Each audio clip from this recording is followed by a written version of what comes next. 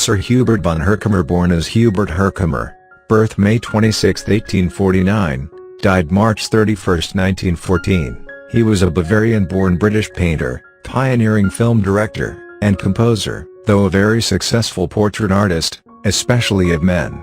He is mainly remembered for his earlier works that took a realistic approach to the conditions of life of the poor, Hard Times, showing the distraught family of a traveling day laborer at the side of the road, is one of his best-known works.